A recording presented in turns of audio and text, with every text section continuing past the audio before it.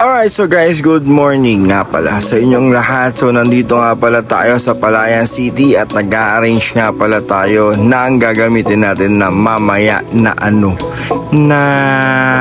grazing table. At syempre kasama ako at si Josh, ayan, Umextra. At syempre kasama ang buong team ng Grillfinity. Guys, ito nga pala si Ate Carol with Evan, Dindin, and Daryl, at syempre yung kanyang Labidab. So nagse-setup na tayo dito, naglalagay tayo ng matting doon sa mga boxes, at syempre mamaya lalagyan na natin ng laman yan. At syempre meron tayo dito mga ginagawa, guys. Meron tayong ini-stick dito, ayan, kita nyo naman sila yung nag-i-stick. At dito naman sa banda rito, syempre andito yung nagse-setup at naglalagay na nga pala kami ng laman at ilalagay doon sa grazing table natin. O, kita nyo naman, diba? Ang dami namin dalang gamit.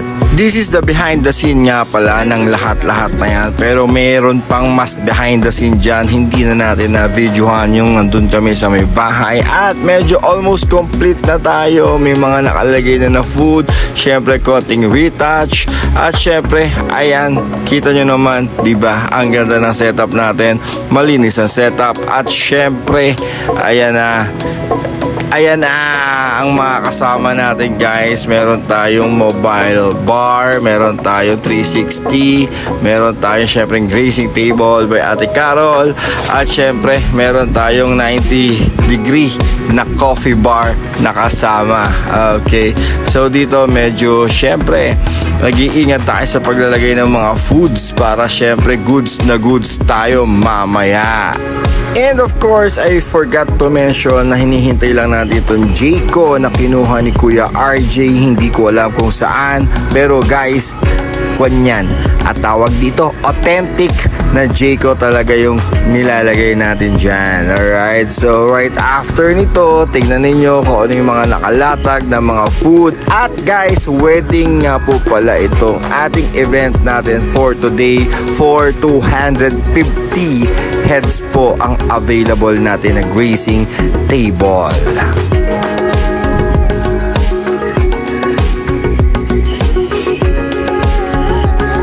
And so guys, eto na nga yung grazing table natin. Alright, so guys, tapos na tayo mag-setup dito. At eto yung mga nakalagay. We have juices, we have this kind of foods, guys. At syempre guys, yung mga tawag dito, mga prutas, pwede nyo rin kunin yan. At eto pa, ang isa pang pasilip, guys. Sige, dire-diretso lang, papakita ko sa inyo ang laman ng grazing table by Carol Licup. Eto nga pala siya. Wow. At syempre may refill yan, guys. So lahat talaga is makakakain. And of course, guys, papakita ko sa inyo yung kitchen kung ano yung ginagawa nila. Dito nga pala nakatoka sila Evan, sila Daryl at yung asawa niya, at si Ate Carol, and also si Josh. Alright, so yan yung ginagawa nila. Nagpe-plating na sila ng hindi ko alam kung ano pagkain yun. At ito nga pala, ganito nga pala kaing grande doon sa may loob na Palayan City Convention Center. Guys, ikinakasal pa lang this time yung ating newlywed soon to be mamaya.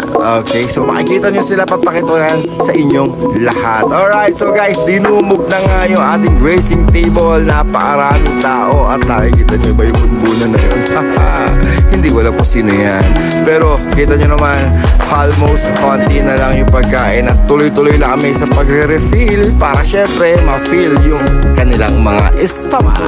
And ito na nga, guys, dumating na nga yung bagong kasal. Ayan nga, at tinatry na nila yung 360 photo booth. At syempre dire-diretso lang ang pagkuha ng mga pagkain with the photographer, guys. At ito nga, jump pack kanina, so naubos na yung food natin. At meron tayong musician dito sa gilid para magbigay naman syempre ng music to our newlywed.